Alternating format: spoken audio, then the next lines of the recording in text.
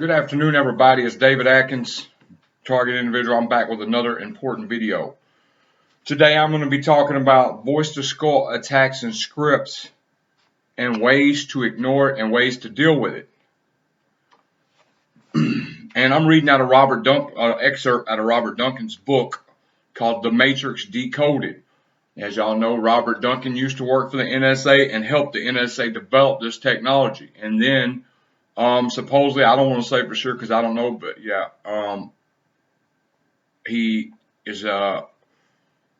turned to the other side and realized what he was doing was wrong and helping them. So then he started exposing it. So if anybody knows about this, it's Robert Duncan.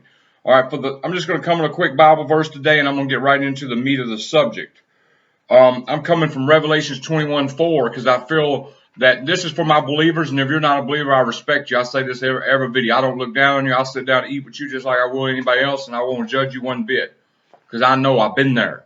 So anyway, Revelations 21:4, and I feel like all my believers watching, this refers to us because, you know, we struggle going through this and stuff like that. But just remember, Revelation 21:4, it says, He will wipe away every tear from their eyes, and death shall be no more. Neither shall there be any mourning, nor crying, nor pain anymore. For the former things have passed away.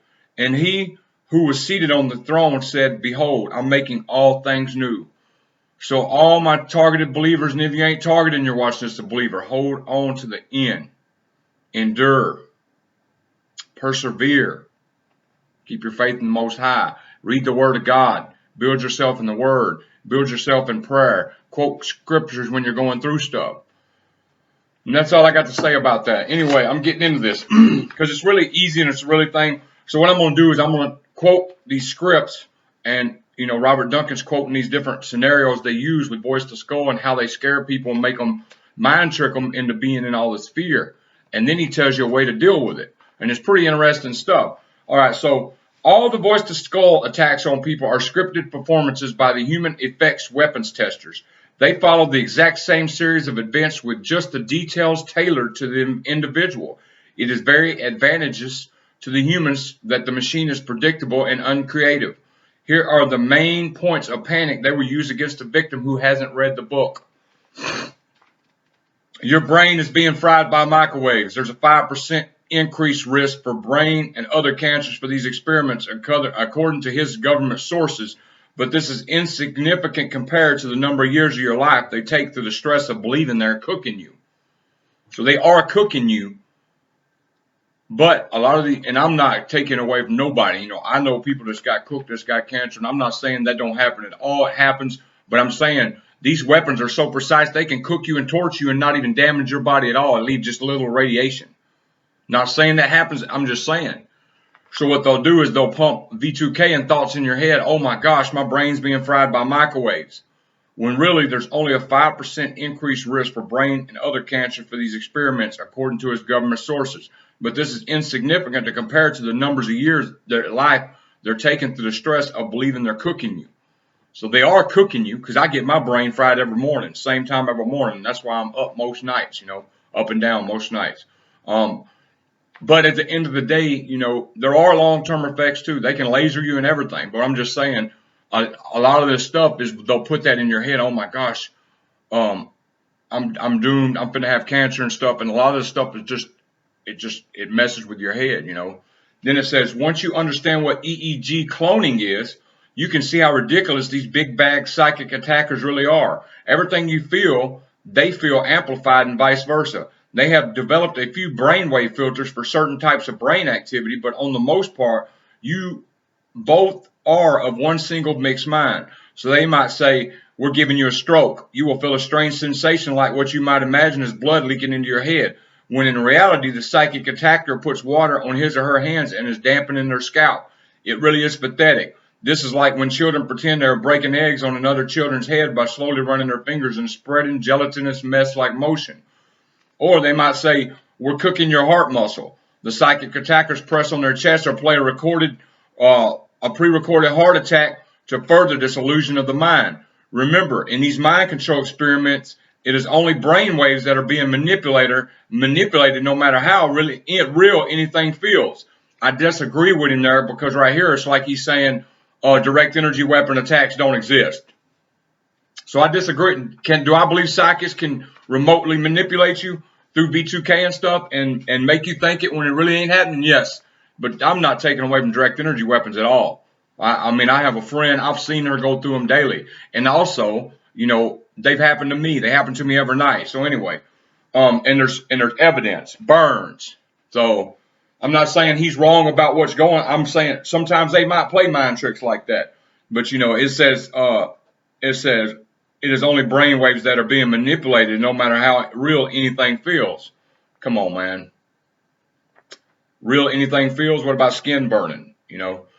So anyway, I'm sure there is a part of this program, a tactic where they do this and make people think they're feeling it and really they're not. But not everything. That's the whole thing behind direct energy weapons. You know. So it's not in all cases. There's a lot of cases of people suffering with real direct energy weapon attacks. However, V2K can trick you into real and make you feel the sensation and everything, and really it's not there, is what he's saying. Okay, we're going to kill your entire family and your friends if you tell anyone. He says quite the opposite is true. Informing a few trusted friends what is happening would be more likely to keep you from disappearing without a trace. And then, you know, he says do not go to the police or FBI. They will lock you up in the psych ward. That should probably go for all mental rapes and physical rapes. Most authorities are not smart enough to educate or enough to understand the psychics behind them, the physics behind the weapons, so don't bother trying to update them. Many hunters have tried and failed. You will learn in time all the threats made by synthetic telepathy from guys probably based in Virginia are empty. Not always true. My friend Lynette Castle was murdered. They want me dead. But I agree with keeping a circle of friends who will know if something happens to you. And, you know, I have a large circle, and I suggest you get a large circle. Not to say TIs don't have a lot of friends. I'm just saying people you trust. I know that's hard. But, you know, if you get out and you start getting active in the TI community and spreading word and associate with different people, you'll get connections with people who, you will know and will raise hell if something happens to you. So I do agree with him there. But, it says that probably should go on. Do not go to the police or FBI. They will lock you up in the psych ward. They probably should go for all rape victims, mental rapes or physical. If you get physically raped, I disagree with him there, because I don't agree with rape at all. And if you get physically raped, go to the police. Or, if people are breaking in your house trying to do anything, call the police and then wait. And while you're waiting on them, defend yourself. So I don't agree with all this totally, but he's got some good ideas here. I'm gonna keep going. If they are able to raise your sensitivity levels to paranoid through stalking program and threats, you will begin to attribute every bad luck event in your life to them. This creates an illusion that they have lots of power over your life. Be logical and practice double checking your conclusions. I agree with him there to a certain point. And then also, once they have you believing they're going to destroy everything in your life that you value, your mind starts thinking of ways they might do it. EEG cloning allows the psychic attackers to read every little fear that crosses your mind, and they are trained to use them against you. Remember that. Practice positive thinking can help thwart this kind of attack using your own mind against you. He says right here, he says, this creates an illusion that they have lots of power over your life. Be logical and practice double checking your conclusions. Now this may be true, but that does not mean, oh, okay, it's all illusion. I don't have to worry about nothing. Man, you better stay on your P's and Q's. I think what he's saying, there's more like discern what's real and fake. Ask God for discernment or whatever. If you meditate, whatever, on discernment and knowing what's real and fake. Because that don't mean let your guard down at all. Not at all. Okay, visual imagery of demons and such that victims report as holograms or materializations are often used to frighten the more superstitious and religious type. This is the traditional haunting and ghost imagery method. Then he goes on to say, I do not want to take away from the fact that the prolonged experimental process is incredibly debilitating due both to the constant various pain and severe distraction of noise piped into your head. It will say the least It will, to say the least, ruin your life as you had planned it. But you need to accept your temporary slavery status. I'm not accepting nothing. I'm not no slave. So I disagree with him there. I think what he meant to say, he put it in a cynical way, in my opinion. And I'm not criticizing Robert Duncan at all. I think, from most part, he seems legit, and I thank him for exposing this. But temporary slavery, I just think he was being a little exaggerated there. So I would put, but you need to accept your targeting status and move towards educating more people. The mass information streams have been locked up, so grassroots efforts and some creative thinking is needed to scale and spread this information. Remember the Hitchhiker's Guide to the Galaxy advice: don't panic. The second method of remote controlled heart attacks is more direct. The heart, like the brain, uses pattern of electric signals to maintain its function. Disrupting the regular electrical pattern can, under certain circumstances, cause fibrillation or, over prolonged periods, heart arrhythmias. Precisely timed pulses or electrical resonance modulation of the heart will cause the heart to skip a beat and decrease the overall compression force of each stroke. These more direct methods can be thwarted with a thick leather jacket. Many test survivors have stated. Leather acts like an external skin and absorbs much of the radar energy before entering the body. However, I was a bit cocky. This is Robert Duncan talking in this book. I was a bit cocky during these remote assassination attempts and let them do their worst for 5 hours until they gave up and were convinced that this method was not enough to work on me.